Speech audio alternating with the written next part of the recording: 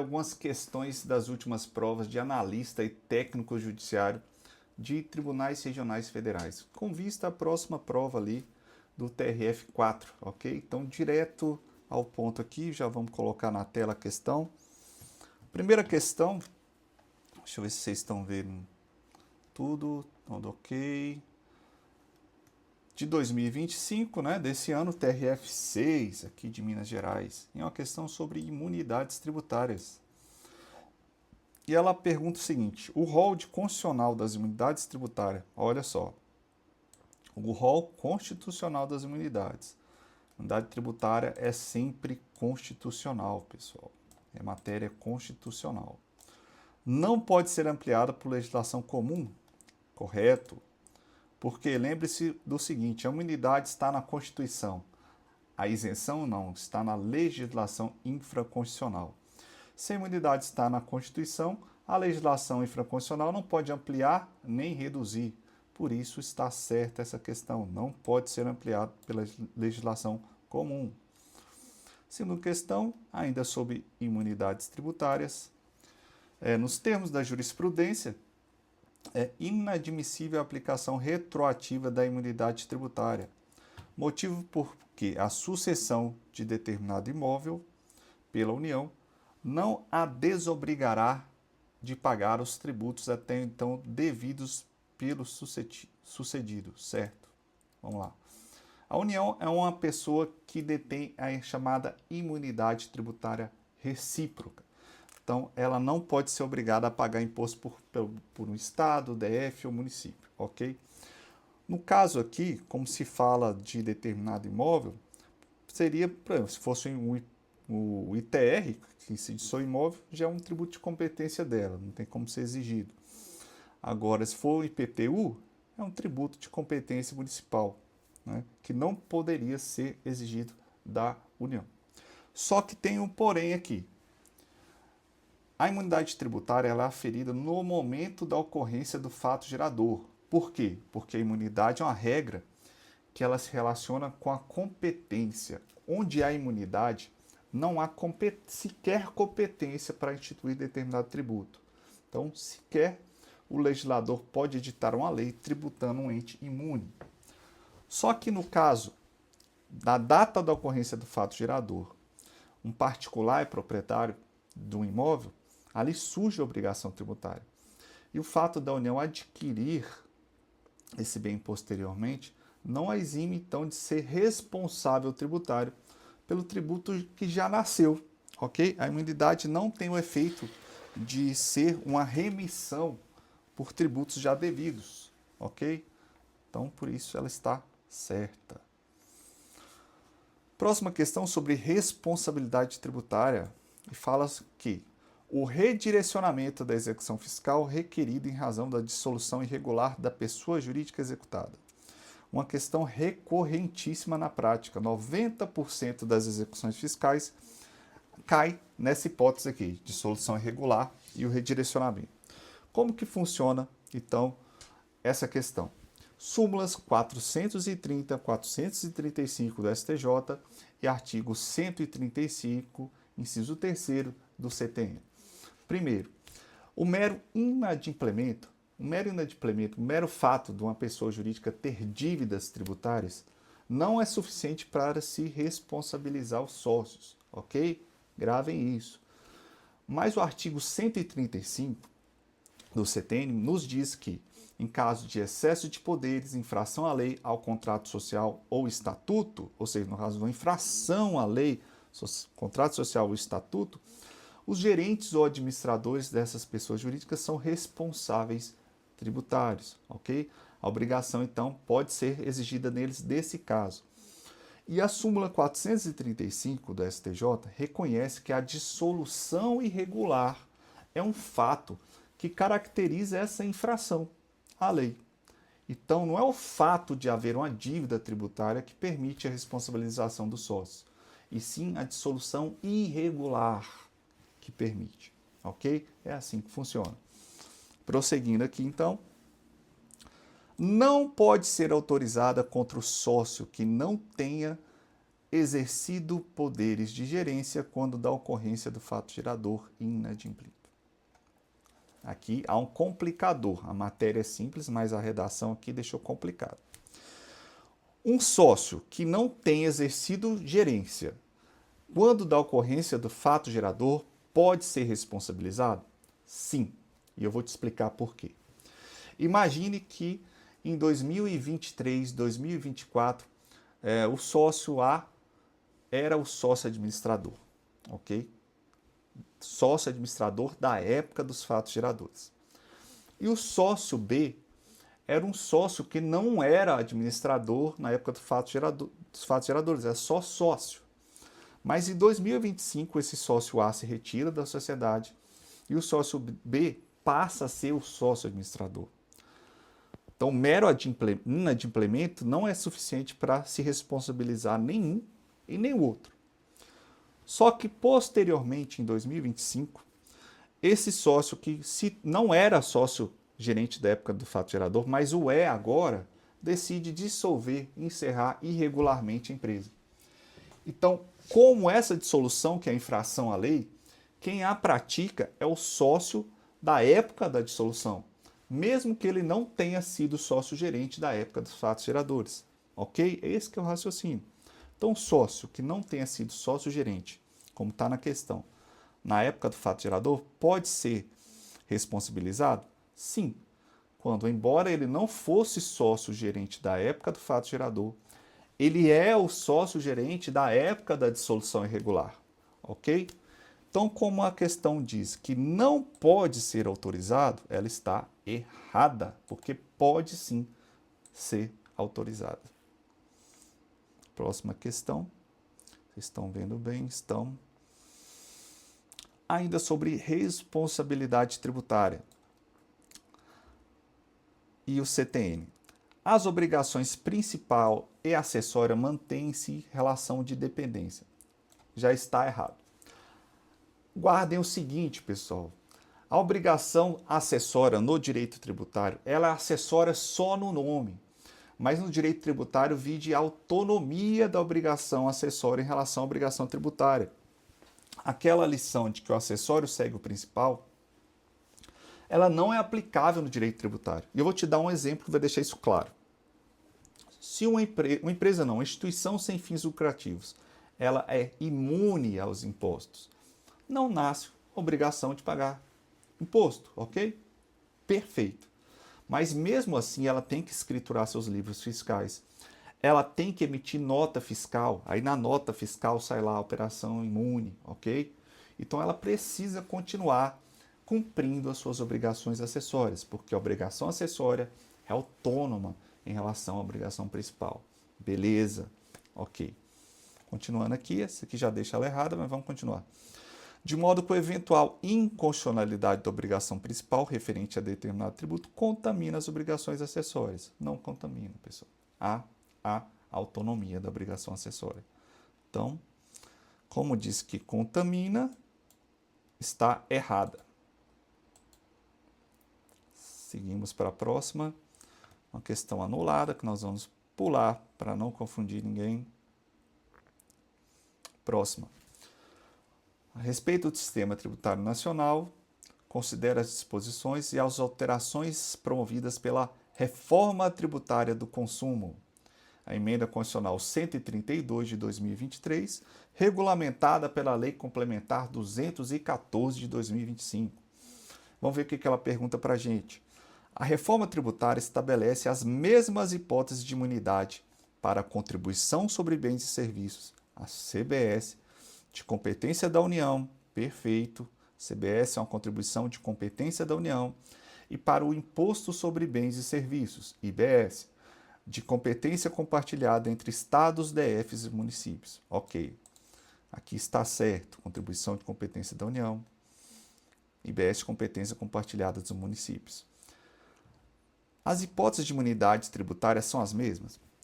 Sim, são as mesmas, porque é uma disposição constitucional expressa que assim determina. Nós fizemos uma série de vídeos curtos de até 1 minuto sobre a reforma tributária, com tudo que sobre a reforma tributária pode cair na prova. E a gente tratou desse tema aqui, acabou coincidindo. Como que é antes da reforma? Antes da reforma tributária, o artigo 150, inciso 6º da Constituição, traz as imunidades chamadas imunidades genéricas, ok? A imunidade recíproca dos templos, a imunidade dos livros, a imunidade das questões de entidades sem fins lucrativos, etc. Ok? Imunidades genéricas. Essas imunidades só se aplicam aos impostos e não às contribuições, ok? Só que com a reforma tributária apareceu uma exceção, que é a CBS, que embora seja uma contribuição de Seguridade Social, a ela se aplica as imunidades tributárias genéricas, que é prevista no artigo 150, inciso 6º da Constituição, ok? O IBS e a CBS, embora sejam tributos diferentes, eles são, pessoal, como se fossem irmãos, eles têm o design de ser iguais, eles são praticamente iguais, com uma diferença em outra, ok? E as imunidades tributárias é um ponto em que eles são iguais. Mesmas imunidades, correto? Tá certo. Vamos ver a próxima questão. Pelo visto, mais uma sobre reforma tributária. A reforma tributária resultou na extinção de 3 tributos federais: PIS, COFINS e IPI, um tributo estadual, ICMS, e um tributo municipal, o ISS. Está errado. Vou te explicar por quê. A ideia era isso mesmo, essa era a ideia inicial. Era a ideia de extinguir todos esses tributos que incidem sobre o consumo. Só que havia um problema, pessoal. Os benefícios de IPI são os principais incentivos da Zona Franca de Manaus. Então, para que não se cancelasse os incentivos da Zona Franca de Manaus, o IPI ele não vai ser extinto. Ele vai ser mantido, mas reconfigurado, com outro papel. E qual vai ser esse outro papel? Todas as alíquotas do IPI serão zeradas, com exceção daqueles bens que têm industrialização incentivada na Zona Franca de Manaus. Então, o Brasil todo vai pagar o IPI sobre os bens que são fabricados na Zona Franca de Manaus, mas somente sobre esses. Os outros produtos têm alíquota zerada, ok? Então, como ele fala que resultou na extinção de 3 tributos e o IPI está no meio, está errado, porque o IPI não vai ser extinto. Ainda que fala sobre a reforma tributária, fala: a anterioridade nonagesimal, aquela de 90 dias, deve ser observada na majoração do imposto de renda. O imposto de renda não foi objeto de alteração na reforma tributária, que mirou apenas a tributação sobre o consumo. E existem hipóteses que são exceções às anterioridades. No caso do imposto de renda, ele observa apenas a anterioridade do exercício. Então, imposto criado ou majorado, se for imposto de renda em um ano, só pode ser exigido, cobrado no ano seguinte. Mas a regra de ter que se aguardar 90 dias, que é a nonagesimal, não se aplica a ele. Deve ser observada, está errado, não deve ser observada, é uma exceção. Prosseguindo. À luz das instruções normativas tal e tal, julgue o item.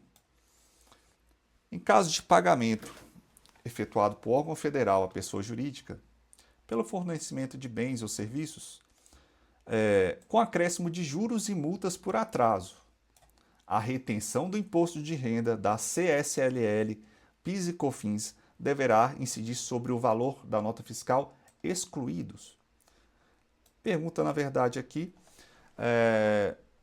não devem ser excluídas. Está errado, essas instruções falam que deve ser incluído. O imposto de renda sobre os juros, como que funciona, pessoal? Via de regra, os juros vão ter natureza, então, de acréscimo patrimonial. Vai incidir imposto de renda. Só que há exceções, como os juros de mora sobre aquela verba de salarial paga em atraso. E também, quando a verba principal ela é indenizatória, também não incide sobre os juros, ok? Próxima questão. Sobre essas mesmas instruções normativas, A União deverá fazer a retenção dos valores de imposto de renda e CSLL nos pagamentos de prestações de serviços realizados por instituições educacionais, ainda que sem fins lucrativos. As instituições educacionais, ainda que sem fins lucrativos, elas são imunes, né? Então ela não deve fazer essa retenção, é o que parece, ok?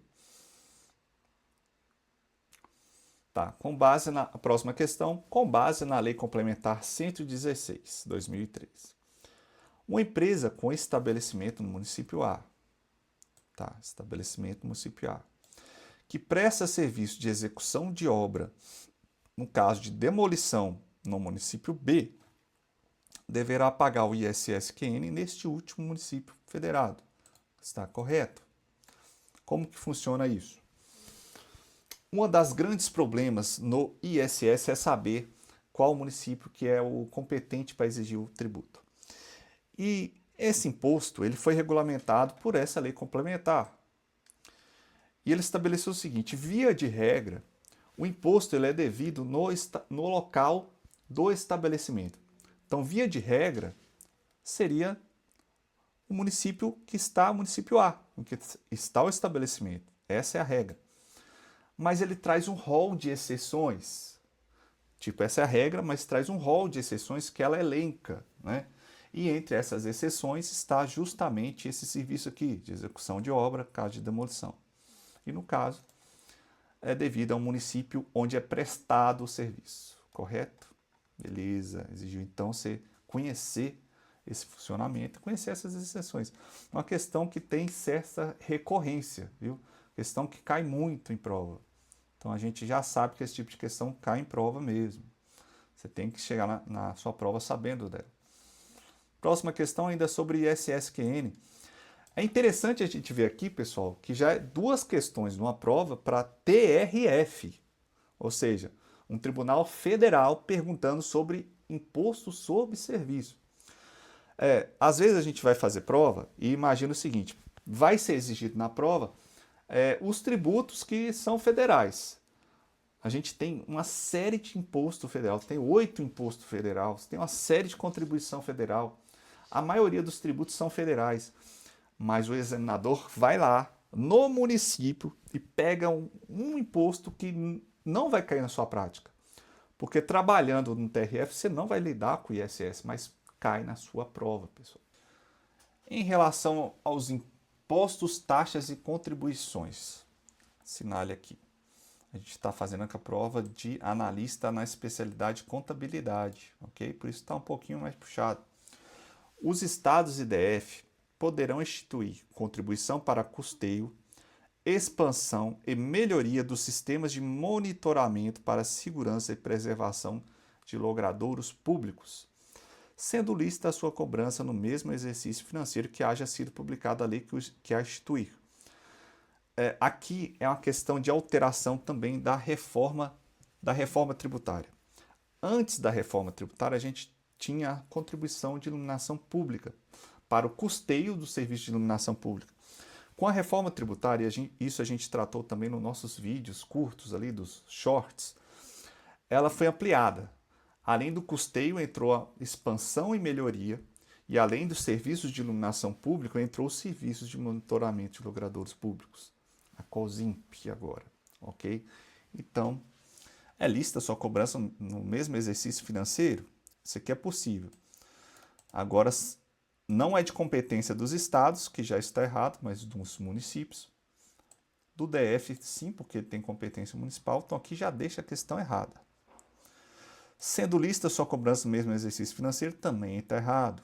Então está errado aqui porque eles observam a anterioridade do exercício e os estados não têm essa competência, mas os municípios, ok? Reforma tributária caindo na sua prova, pessoal. Reforma tributária caindo na prova. Próxima questão. As taxas têm como fato gerador o exercício regular do poder de polícia ou a utilização efetiva ou potencial de serviço público específico e divisível, prestado ao contribuinte é um posto à sua disposição. Perfeito, texto literal ali do artigo 145 da Constituição. Os tributos sobre o consumo de bens são considerados progressivos, pois os indivíduos que consomem mais pagam mais imposto. Errado. Os tributos sobre consumo são considerados regressivos. Por quê? Porque imagina, uma pessoa que ganha R$1 milhão paga o mesmo ICMS num saco de arroz com a pessoa que ganha um salário mínimo. Ok? Isso quer dizer regressividade. Próxima questão, também anulada. Próxima questão aqui fala o seguinte: a equidade tributária pode ser alcançada tanto pelo princípio do benefício, segundo o qual cada indivíduo paga pelo benefício de determinado bem público, quanto pelo princípio da capacidade de pagamento, segundo o qual indivíduos com maior renda pagam mais tributos. Nós estamos falando aqui, pessoal, tanto o princípio do benefício, como o princípio da capacidade de pagamento, que é a capacidade contributiva, são critérios de justiça tributária. Por exemplo, a capacidade contributária é um critério de justiça tributária para os impostos. Agora, nas taxas, elas seguem um critério diferente, que não necessariamente é o critério do benefício, né? Porque, se você pensar, as custas judiciais são pagas para aquele que perde a demanda, e as custas são a taxa. Não há um benefício aqui, mas o critério é da retribuição pelo serviço prestado, correto? Então, assim, é uma questão que é meio vaga. A equidade pode ser alcançada pelo princípio do benefício. Esse princípio do benefício está em tese, ele se enquadra melhor na contribuição de melhoria, ok? E aí sim, a contribuição de melhoria, sim. Mas é uma questão que demanda uma interpretação, uma questão que não deveria estar numa prova objetiva. Eu marcaria como certo. Vamos lá.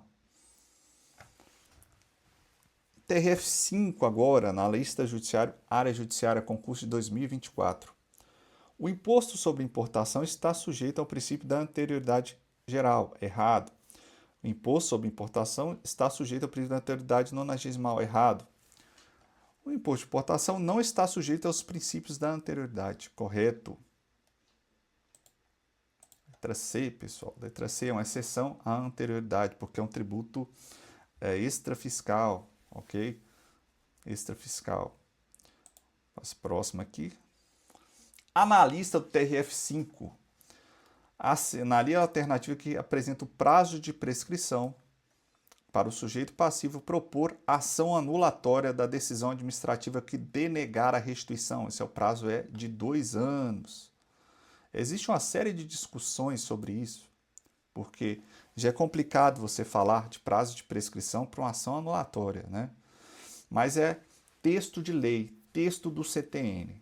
Então não inventa. Quando tiver texto de lei e a alternativa reproduzir, marque a alternativa. Correto? Texto de lei. Próxima questão. Em hipótese de lançamento por homologação, o sujeito passivo prestou as informações equivocadas à autoridade fiscal e pagou. Recolheu a menor a quantia devida. Assinala a alternativa correta em relação às providências a serem realizadas pela fiscalização, no que se refere à inscrição em dívida ativa e execução fiscal, ao lançamento por declaração e arbitramento, à inscrição em dívida ativa e protesto, ao lançamento de ofício e auto de infração. Letra D, pessoal.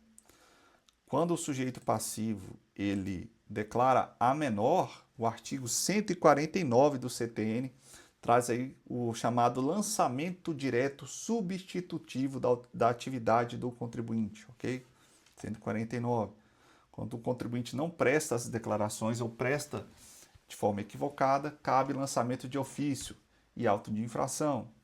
Pessoal, a próxima questão da FGV, TRF1, 2024.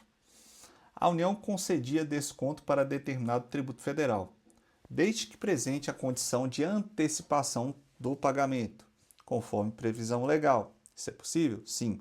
Ocorre que a partir de determinado exercício, o desconto fora devidamente extinto por meio da revogação da lei que o reconhecia anteriormente. Com base nos dados, a extinção do desconto, ela, já te adianto, não se equipara à majoração do tributo, pessoal, e, portanto, não se submete à anterioridade. Não configura aumento indireto, pessoal. Passa, sim, a produzir efeitos imediatamente. Jurisprudência do STF e STJ. Próxima questão. Caso hipotético, uma entidade assistencial, após fiscalização da Receita, teve cancelado o certificado que reconhecia a condição de entidade beneficente de assistência social, ou seja, ela não foi considerada imune. O ato de cancelamento da imunidade tributária não produz qualquer efeito? Claro que não. Retroagirão desde o início do reconhecimento da imunidade? Produzirão efeito ex nunc, acho que letra E.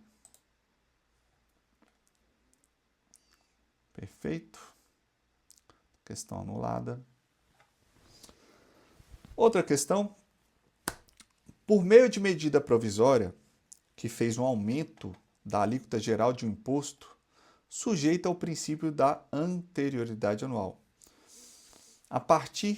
O referido aumento produzirá efeitos a partir da vigência da medida provisória? Não.